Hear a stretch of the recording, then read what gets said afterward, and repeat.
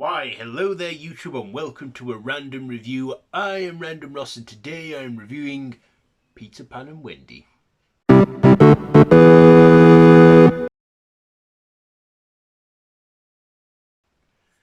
So, this one is directed by David Lowery, based on the Disney film Peter Pan from 1953 and of the book by J.M. Barrie, starring Jude Law, Alexander Moloney, Ever Anderson, Yara Shan Hindi or something. Alessaya, so I'm going to butcher that name. Joshua Pickering, Jacob Jubb, Molly Parker, Alan Tubke or something, and Jim Gaffigan. So I've already told you what it's based on. So this is basically the classic story, again reimagined, from Disney again. So you know the story. Wendy and her brothers John and Michael, the darling children, they don't want to grow up, and then Peter Pan comes to their house, invites them to come to Neverland, and they come across Captain Hook with some swashbuckling adventures here and there, and a whole dilemma between Hook and Pan. So that's basically the story. Now you know how it plays out. So what did I like about this one? Well, I actually like this film. I like the story. Yeah, you know where it was going. Yeah, it was the story you're familiar with, but they did change things up a bit. They definitely, did some alterations to the story, which is what I liked. I thought it had good visual effects as well, which again I thought were great. Jude Law as Captain Hook. I never thought, I would never thought I'd have casted him as Captain Hook, but he was actually a good Captain Hook, and quite sympathetic as well. And in this, we do see a different side to Hook and Peter Pan. Like, we actually get a bit more of a backstory between the two characters, how they ended up as they are, why they are what they are, and stuff. I actually like that. I like that backstory we got in there, and the whole dilemma between them, what made Hook become the pirate we all know him as.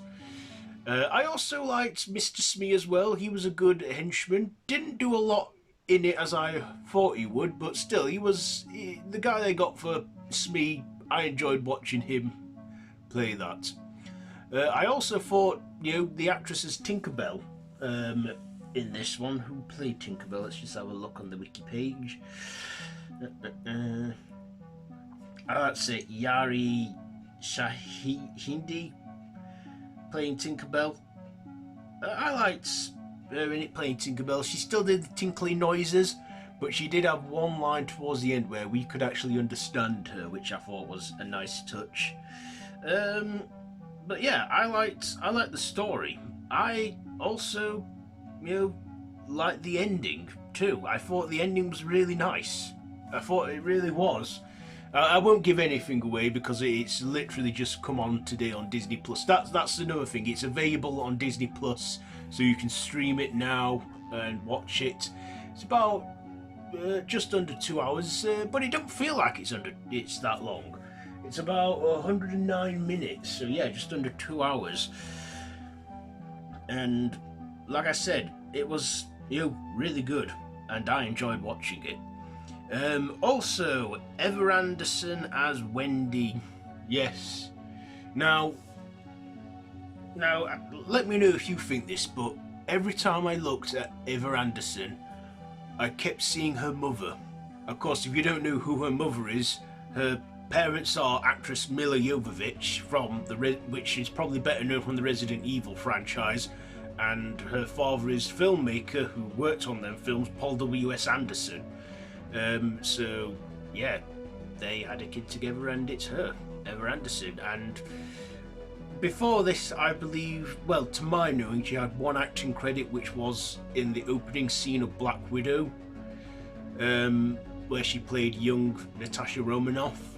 I think this is like her first full feature film that she's actually had a full a basic leading role in, and yeah, she was very good with her accent. I mean, I think she's American. Yeah, she probably is. I know her dad's British, but yeah, she did a good English voice if she was putting it on. But like I said, I don't know much about her other than she's Milla Jovovich's daughter. By the way, double of her mother. You know, really is. I could see her face in her. Anyway, what about Peter Pan, the kid who played him? Alexander Moloney? Yes, Peter Pan. He was again a very young, talented actor playing Peter Pan. You know, darker skinned, but hey, 21st century. You know, I guess it doesn't really matter these days, race or what have you. Yeah, he did a good job playing Peter Pan, and was a lot shorter than the Peter Pans I've seen in all the years. But yeah, he played Peter Pan good in this, and yeah, was childish, but then at the end he did kind of think, you know, yeah, maybe I am kind of responsible for how Hook's played out, and that he does eventually, you know, see sense and not be too childish at the end. But I liked that. I liked that they gave Peter Pan a different, you know, way of behaving and stuff. Also, we got to see the Lost Boys. Now, not all of them were boys, some were actually girls. But, you know, I didn't mind that, a change up again, you know, a gender mix, you know, of Lost Boys and Lost Girls, but all called the Lost Boys.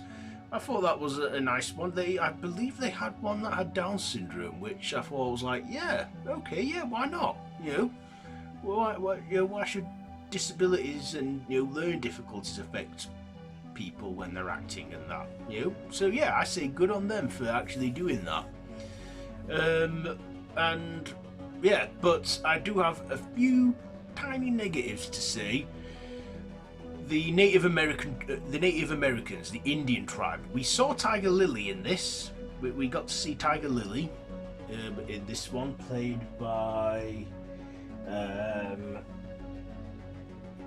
what was her name?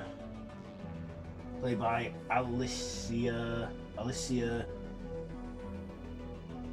What I can't pronounce her name, but she also kind of played a bit of a Lost Boy as well, because she was with Peter and the boys and the Lost Boys more than she was with her tribe.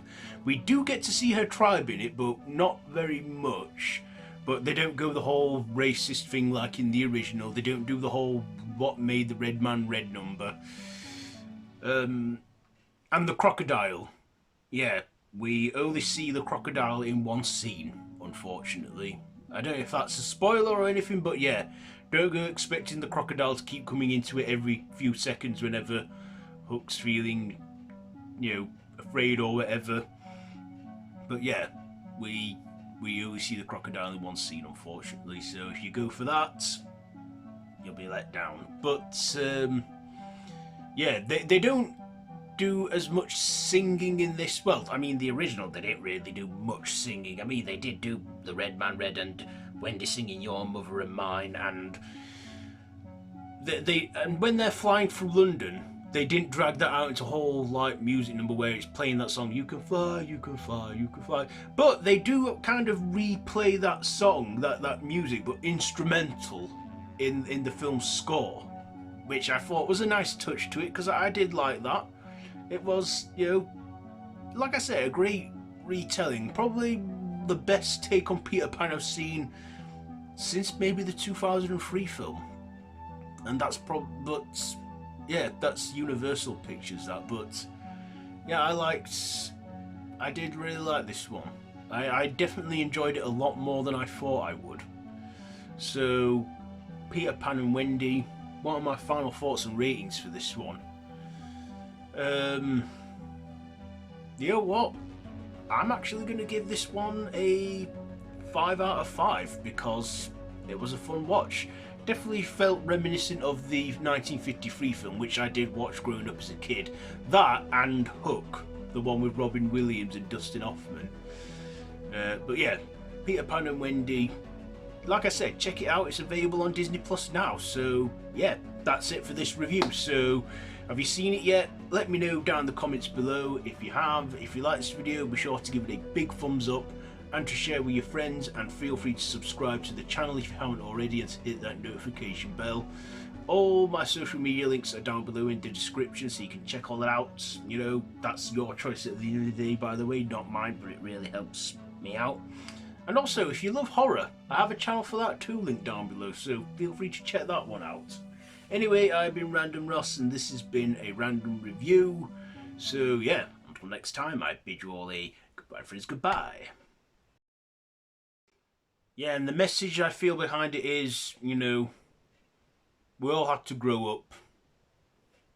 It's just the way of life. But live life to the fullest, because that is the biggest adventure you will ever go on. Yeah. See ya!